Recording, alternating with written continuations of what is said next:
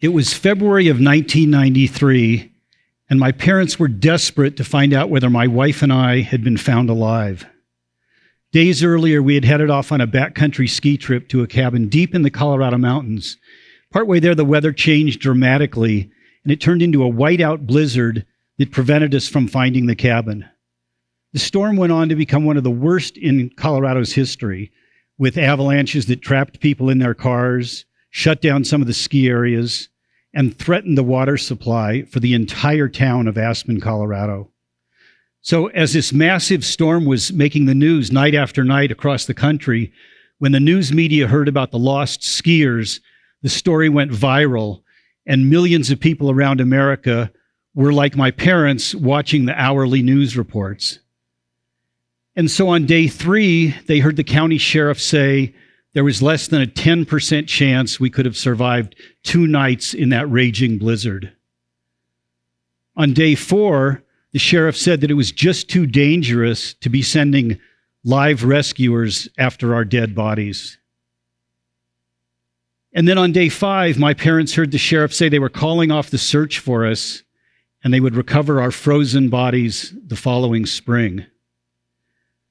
And so just when the entire country was about to give up hope for us getting out alive, we actually made contact with the rescuers and we got out of the mountains. And my parents were able to watch that live on the news as well. We were both healthy, but my wife Dee had severe frostbite on her hands and feet, so they put her in an ambulance to the hospital. And moments later, the first phone call that I received was from the President of the United States, calling to congratulate us on our resilience and our survival. And over the next few days, I was on all the nightly news programs and all the network morning shows. On Good Morning America, they asked me why I spent so much time on backcountry ski trips or mountain climbing expeditions. And I explained that for me, when I challenged myself out in nature, it always forced me to grow, and that was my happy place. And the next day on the Today Show with Katie Couric, at the end of the interview, said she had one last question. And she asked me if I was going to continue to tempt fate on future backcountry ski trips. And when I opened my mouth to answer her, time stopped. Because I realized how I answered that question would determine the rest of my life. Because that's the question that all of us are faced and forced to answer throughout our lives. We've all known tragedy and faced failure. So how do we pick up the pieces? Do we shrink from life and play it small and avoid risk? Or do we have the courage to step outside of our comfort zone again and again and again? So how we habitually answer that question really does determine our lives. If we shy away from challenge after challenge, our world just gets smaller and smaller, and true happiness just gets farther and farther away. We all want more happiness in our lives, and we find that happiness when we're willing to take risks and experience that personal growth that leads to more happiness. When we're growing, we're happier. Science has actually proven that, and it's part of our DNA. So, because I value so much that personal growth that has led to so much happiness for me, over time I developed a blueprint to make it easier for me to take that first scary step into the unknown. And it's that blueprint that I want to share with you today. The first few days Dee and I were out of the wilderness were really wonderful because we were able to just bask in all the love and the caring and the kindness of our family and friends. And it was tremendously therapeutic for us. But unfortunately, it was very short-lived because we were about to find out that surviving in the wilderness was just a prelude to an even bigger challenge ahead of us. Dee's feet were frozen solid, coal black, and hard as a rock from those days of breaking trail through that thigh-deep snow and those endless nights just shivering out in the cold, out in the open in the blizzard with no tent or sleeping bag. Her fingers were almost as bad. They were this ghastly purple color and looked like you could just snap them off like breaking a twig. And on the third night, that she had been in the hospital, the doctors pulled me from her hospital room and they told me that the tissues in her feet were dying and gangrene was going to set in. And then they told me to save her life, they were going to have to amputate both of her feet. And then they said they'd wait a few days and do a second surgery and amputate all of her fingers. And when I heard that, I somehow managed to stagger out to my car and drive home in a state of shock. And when I got home and I opened the front door, there by the front door were a pair of my wife's running shoes. And when I saw them, my legs just turned to dust and I collapsed on the floor. And I lay there all night long on the floor, just crying uncontrollably, looking over at those running shoes that she would never, ever wear again. And I lay in a fetal position, just hugging myself, shaking all night long with tears pouring down my face, trying to imagine what kind of bleak future lay ahead of us. The doctors were going to cut off my wife's feet and then all of her fingers, and there was nothing I could do to save her. In my entire life, that's the moment that I felt the most completely powerless. But the next morning, when the sun came in through the window, I jumped up with a smile on my face, and I raced to the hospital to talk to Dee before the doctors could get to her and tell her their diagnosis. And I went into her room, and I gave her a big hug and a big kiss, and I told her she was going to have a complete recovery. And from that moment onward, that's all that we both focused on. So what had happened in that moment when I went from feeling so completely powerless to when I jumped up with a smile feeling so powerful? Well, what had happened is about 5 a.m, I finally drifted off to sleep. And when I did, my subconscious mind took over, and it did for me what it had been doing my entire life. It decided to be happy, and it decided to embrace that unknown future that lay ahead of us, no matter what it was. So here's the critical decision Dee and I made that day. We decided to be happy, not if she recovered or when she recovered, but we decided to be happy in that moment. And a couple hours later, the doctors came in to prep her for the surgery. And we both sat there and gave them our biggest, brightest smiles. And then we told them we were refusing to sign those papers authorizing the surgery. And we decided to see if our optimism and our resilience would lead to a different outcome, because those were the exact same traits that had gotten us out of the wilderness in the first place. So Dee certainly had a long road ahead of her, but the doctors were wonderful, and the nurses, and they treated her in a hyperbaric chamber like they use for scuba divers who have the bends, and she never got gangrene. And a year after that day that I had picked myself up off the floor, we took a victory celebration trip to Mexico, and Dee was dancing in the sand on the beach, and she had 2 feet and 10 fingers and 9.5 toes. And not long after that, I finally had an answer for Katie Couric and for myself. On the Today Show, she had asked me if I was going to continue taking risks after what we had been through. And my answer was a definitive yes, that I was still going to be willing to take that step into the unknown so that I could find a life truly worth living. So here's what we did. Not long after that, we sold our home and bought a sailboat, and we set off to sail around the world.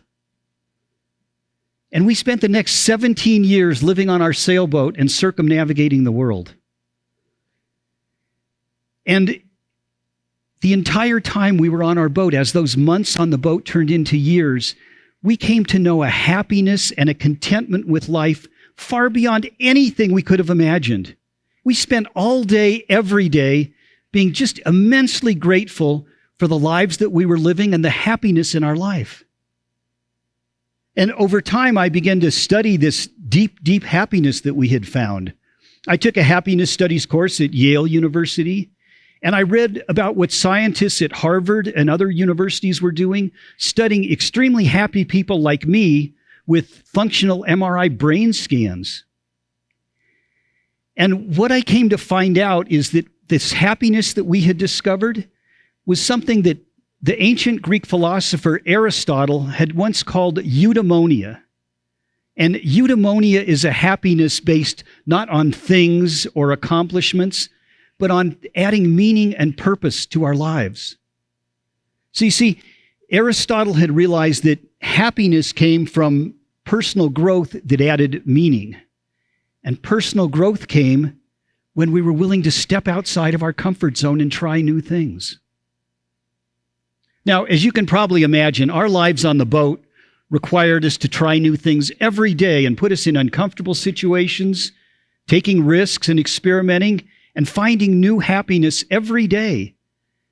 And it was this deep, deep happiness based on the certainty that we were living a life truly worth living, and that indeed we were worthy of having an extraordinary life.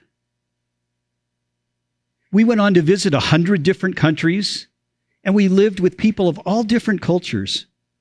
I came to understand why some people with so little were so happy, and others with so much were so unhappy. And when we returned to the United States and I would be giving a speech or a workshop on happiness and resilience, people were almost always inspired by our journey. And people were often inspired to then chase after their own dreams and goals. But so often I noticed they were unwilling to take that first scary step into the unknown. So I realized it didn't do any good for me to inspire people unless I could also give them a blueprint to help them take that first step. And so that's how this blueprint of mine came more into focus. And it's based on 3 strategies that all have their basis in science. It's the science of human happiness. It's called positive psychology. And I believe whatever your own dreams and goals may be, that this technique would help you take that first scary step into the unknown and try new things. And step 1 is about visualizing your new world after you've achieved the goal that you have in mind, visualizing it in a very sensory-rich way. So imagine your new world after you've accomplished your goal, and what does that world look like and smell like and sound like and feel like? And when you do that, you engage a part of your brain called the reticular activating system.